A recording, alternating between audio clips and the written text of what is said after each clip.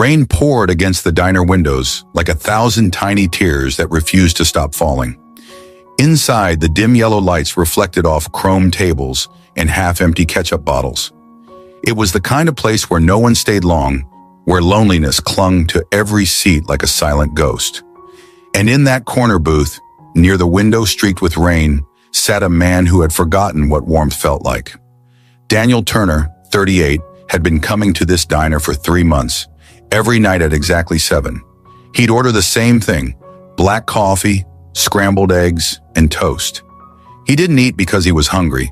He ate because it was the only thing that still felt like routine, something that kept him from completely falling apart.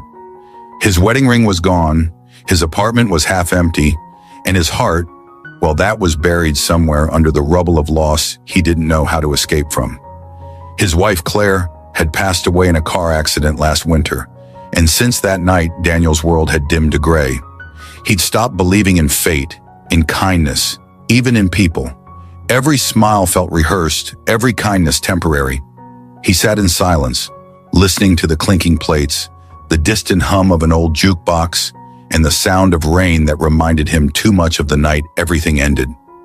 Before we go further, if you believe in kindness, second chances, and the beauty of unexpected connections, please like, comment, share, and subscribe to our channel. Your support helps us keep spreading stories that touch hearts. That night was no different until it was. The door to the diner swung open, letting in a sharp gust of cold air and the sound of heavy rain. A young woman stumbled in, soaked to the bone, holding a small boy in her arms. The child, maybe 6 or 7 years old, had a thin frame and tired eyes that spoke of too many nights without comfort. The mother's hair was wet, sticking to her cheeks, and her coat was torn at the sleeve. She looked around, desperate, like someone trying to find a small island in a storm. Daniel looked up briefly, uninterested, until he saw the boy. The kid clung to his mother's neck, whispering something, his lips pale. They walked to the counter, and the woman spoke softly to the waitress. Daniel didn't mean to overhear, but the diner was quiet enough that her trembling voice carried through the air. "Please, can I get just a bowl of soup for my son? I'll pay you tomorrow. We've been walking for hours."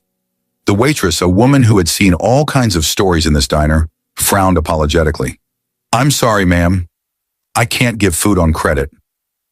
It's policy." The mother's face fell. She looked at her son, who now buried his face in her shoulder, shivering. "It's okay, baby," she whispered. "We'll find something later." Something shifted inside Daniel at that moment. Maybe it was the way the boy looked, so fragile and quiet. Maybe it was the tone of the woman's voice, full of exhaustion but holding on to dignity. Or maybe it was the ghost of his late wife whispering somewhere in his conscience, reminding him who he used to be. Without thinking, he stood up. His chair scraped the floor, making everyone glance at him. He walked to the counter, pulled out his wallet, and said simply, "Add whatever they want to my bill." The woman turned to him, startled. "No, please, you don't have to."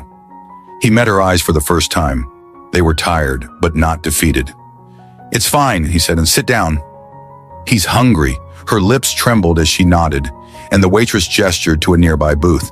The woman hesitated for a moment before quietly asking, "Would it be okay if we sit with you? My son doesn't like being alone." Daniel blinked, taken aback. He had spent months avoiding company, building walls no one could climb. Yet here she was, polite, sincere, and cold from the rain, asking to share his table. He hesitated, but the small boy's eyes looked up at him, wide and full of innocence. "Sure," Daniel said quietly. "Have a seat." They sat down across from him. The woman wrapped her arms around her son, trying to warm him. "Thank you," she murmured. "I'm Emily. And this is Noah." Daniel nodded, still unsure what to say. He wasn't used to talking anymore. But when the food came, 2 bowls of soup and warm bread, he found himself watching them. The way Noah's small hands held the spoon carefully, the joy in his eyes when he tasted something hot, the relief in Emily's smile. It was a scene Daniel didn't realize he'd missed so much. For the first time in months, he felt something stir inside him.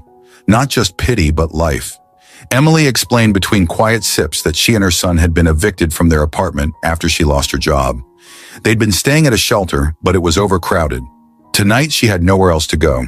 She wasn't asking for help, just a moment to rest and feed her child. Daniel listened, really listened. Her voice carried the kind of strength that comes from surviving when everything's been stripped away. And when she laughed softly at something her son said, Daniel realized how long it had been since he'd heard laughter that wasn't forced. Hours passed like minutes.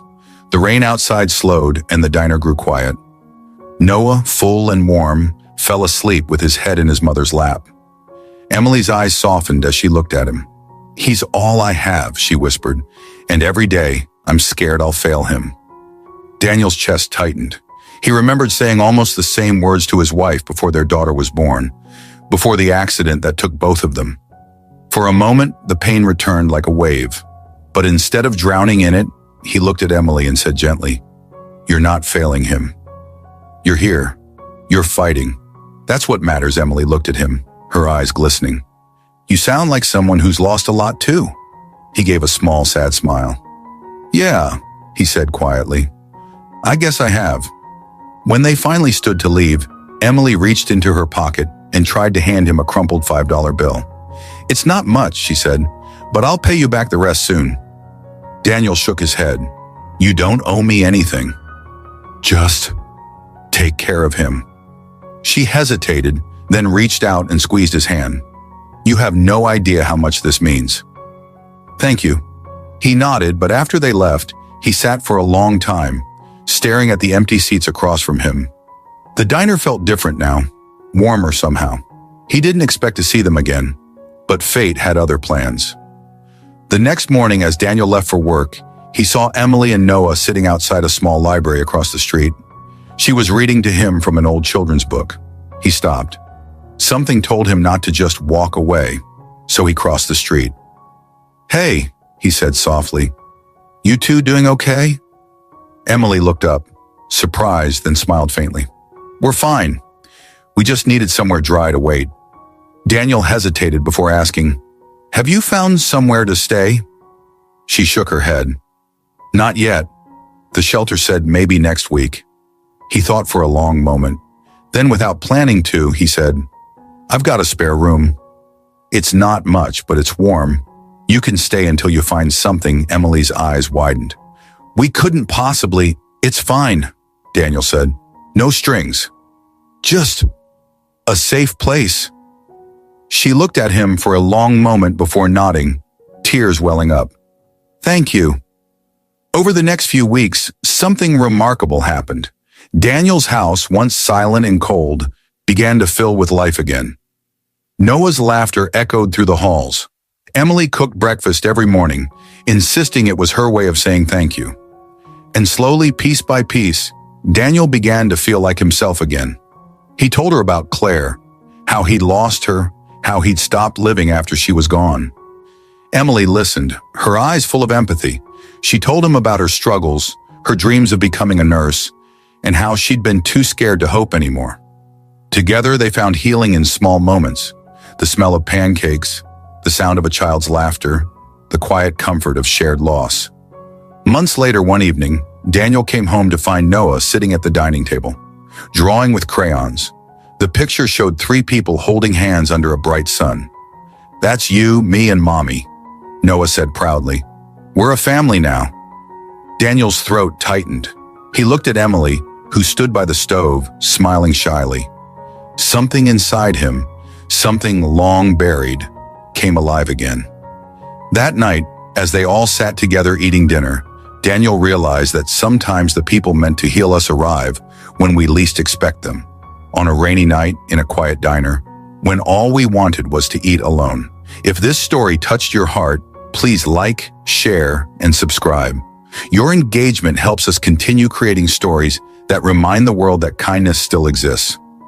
Special request: tell us in the comments below, what's the kindest thing a stranger has ever done for you? Your story might inspire someone today, because sometimes a single act of compassion doesn't just feed the hungry, it saves a soul that had forgotten how to live.